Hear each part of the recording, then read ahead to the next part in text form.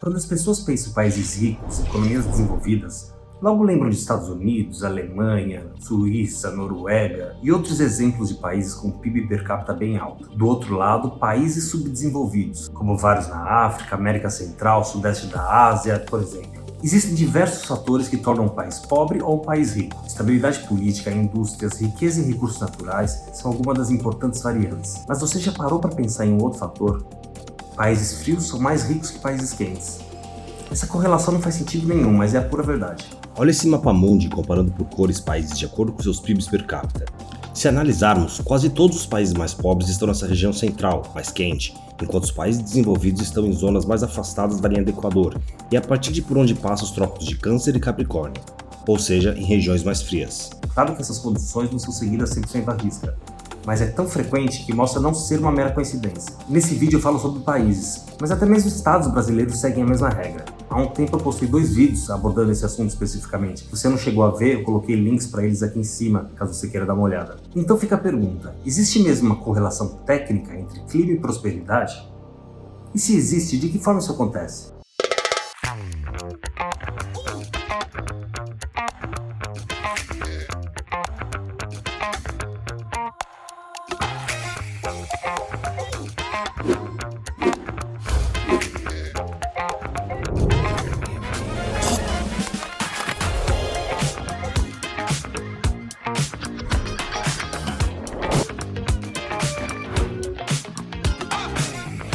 Help is on the way. Importância do regime democrático. An economy. Some 사격 연합 europeo政府は明日閣議決定。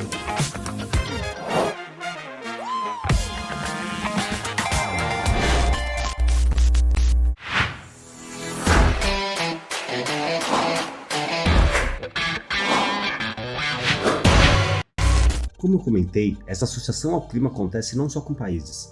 Se olharmos o Brasil, por exemplo, a região que logicamente deveria ser mais próspera é a região norte, que é extremamente mais rica em recursos naturais, aliás, até mesmo se comparado a diversos países, e está geograficamente muito melhor posicionada quando se analisa a questão logística, em relação aos principais parceiros comerciais do país, os Estados Unidos e a China. Como eu já comentei, essa correlação não é sempre 100% válida. Na América do Sul, por exemplo, o Brasil é o país mais rico. Mas se a gente analisar um país frio, a Argentina, seguia sim a regra e era mais próspera que o Brasil, um país quente. Essa superioridade foi interrompida por uma série de golpes, ditaduras e outras confusões institucionais que minaram o futuro do país. Em 1896, por exemplo, segundo a base de um economista ganhador do Prêmio Nobel, a Argentina possui o maior PIB per capita do planeta. Buenos Aires, que em 1913 inaugurou o primeiro metrô da América Latina, 55 anos antes de São Paulo, era a sede da 8ª nação mais rica do planeta. Um argentino era em média 29% mais rico que um francês, 14% mais rico que um alemão, 3 vezes mais rico que um japonês e 5 vezes mais rico que um brasileiro. Fazem estudos e pesquisas sobre tudo, mas não sei por que não existe nenhuma publicação relevantemente muito aprofundada sobre esse tema. Diante dos dados quase que invariáveis dessa correlação entre clima e prosperidade, existe um cálculo matemático estatístico negativo.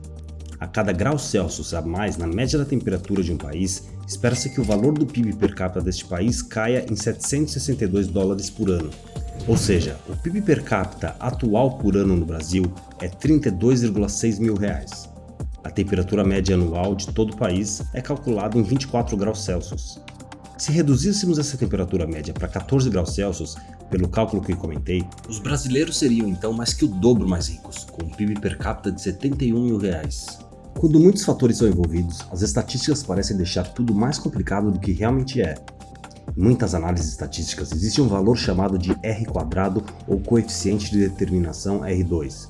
Resumidamente, esse termo significa quanto o resultado é determinado pelas variáveis do modelo analisado, com outros fatores relevantes que não foram considerados. Por exemplo, se estivéssemos observando a correlação entre a gordura e peso, a expectativa é um cálculo positivo. Quanto mais gordo alguém é, mais pesado tende a ser. Usando esse exemplo, podemos considerar um R² de 0,5, que representa que 50% do peso de alguém é determinado pela sua gordura. Isso significaria que os outros 50% são explicados por outro fator, ou fatores, que não estão nessa análise inicial. Nesse exemplo, provavelmente seria quão altas as pessoas são. A relação entre temperatura e PIB per capita nos dá um valor de R² de 0,09. Ou seja, 9% da prosperidade de um país é determinada pela sua temperatura. Essa porcentagem pequena parece muito significante, mas na verdade é enorme, pois é em relação a um único fator apenas entre muitos outros. Os 91% que faltam seriam compostos por coisas como classificação de crédito, riquezas de recursos naturais, infraestrutura, estabilidade governamental, segurança militar e toda uma série de outros fatores que todos imaginam ser muito mais importantes para uma economia do que o clima. Então essa correlação existe sim, e é bem significativa. Existem casos que vão em desacordo a essa teoria devido a fatores excepcionais. Bahrein, Catar, Emirados Árabes Unidos e Singapura, por exemplo, são países muito quentes e muito ricos. Para os três primeiros, a riqueza dos recursos naturais, ou seja, o petróleo, é tão grande que superou qualquer fardo inerente ao clima quente. Singapura é apenas um caso totalmente atípico que vai contra a regra. Também podemos mencionar a Coreia do Norte, onde é muito mais frio, mas muito mais pobre. Assim como o caso da Argentina, que citei anteriormente, esse é mais um exemplo de instabilidade política, tornando-se um fator mais relevante do que o aparente benefício de um clima mais frio. Outra coisa que é também bastante importante analisar quando explorar as relações econômicas é a causa e o efeito. Nem toda correlação obrigatoriamente significa causalidade. Um exemplo clássico disso é que a venda de sorvete está fortemente correlacionada a afogamentos. Claro, sorvetes não causam afogamentos e afogamentos não aumentam a venda de sorvetes, mas ambos os eventos têm maior probabilidade de acontecer no verão, já que seus picos nominais coincidem fortemente. Esse exemplo pode ser considerado um pouco sombrio, mas o intuito dele é mostrar que não é só porque algo se alinha que tem alguma conexão correlativa relevante. Aqui é mais um caso que cálculos estatísticos ficam mais cabeludos. Essa relação ilusória, sem uma conexão causal entre si, é chamada de correlação espúria. Então, não seria possível que a relação entre temperatura e a prosperidade econômica seja mais um exemplo de correlação espúria? Bom, na verdade também não. Se esse fosse o caso, seria necessário haver uma terceira variável ligando esses dois fatores. No exemplo do sorvete, era o verão. As pessoas são mais propensas a nadar e tomar sorvete durante os meses de verão, daí o motivo de os picos estarem correlacionados.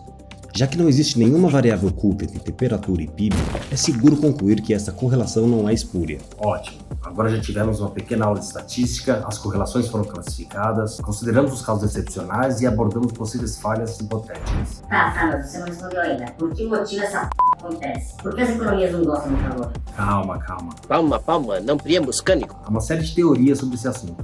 Como eu comentei, a realidade é que ainda não há uma resposta conclusiva. A teoria que mais faz sentido é a da seleção econômica. Os climas frios são muito rigorosos durante o inverno. Em um país como a Noruega, por exemplo, as pessoas não sobreviveriam ao inverno, a menos que planejassem com antecedência estocar alimentos, construir bons abrigos e reservar combustíveis como carvão, petróleo e madeira para se aquecer. Desde o início, isso deu a essas economias uma vantagem inicial. Não significa que as pessoas eram mais inteligentes por causa do frio, mas que as sociedades de lugares frios que não tinham essas preocupações adicionais simplesmente congelavam e morriam. Uma cabana de barro básica ou uma choupana é um abrigo suficiente em regiões tropicais e o alimento está disponível para ser caçado ou coletado durante todo o ano. Então nunca houve o mesmo ímpeto para construir habitações maiores e mais projetadas ou tornar-se uma sociedade que valorizava o armazenamento de recursos. Todo esse trabalho forçado adicional foi importante para construir uma sociedade que valoriza bens de capital, mais do que uma sociedade que teve a vida mais fácil ao longo de sua existência. Continua sem fazer sentido. A maioria das civilizações antigas famosas mais prósperas, como Antigo Egito, Mesopotâmia, Maia, Persas, eram em locais quentes. Isso deveria invalidar essa teoria, mas na verdade fornece ainda mais informações. Se analisarmos a correlação entre temperatura e riqueza há 2000 anos, você obteria o resultado oposto do atual. As nações mais quentes eram mais ricas. Então, por que isso mudou? Mudou porque as indústrias globais mudaram. Há 2000 anos, a riqueza de um país era efetivamente determinada pela quantidade de alimentos que poderia produzir. Mais comida significava que poderia alimentar mais pessoas, trabalhar mais no campo para produzir mais alimentos. Não existiam técnicas agrícolas modernas e mesmo os impérios mais poderosos lutariam constantemente contra a fome. Os climas mais quentes poderiam produzir mais alimentos e, portanto, acumular mais riqueza. No mundo moderno, a riqueza já não é determinada pela forma como quanto um país pode cultivar. Ao invés disso, é determinada pela indústria e pela inovação. As sociedades que foram forçadas a se adaptar e inovar em torno de um ambiente hostil durante séculos puderam no futuro se sobressair e conduzir o mundo à era da indústria.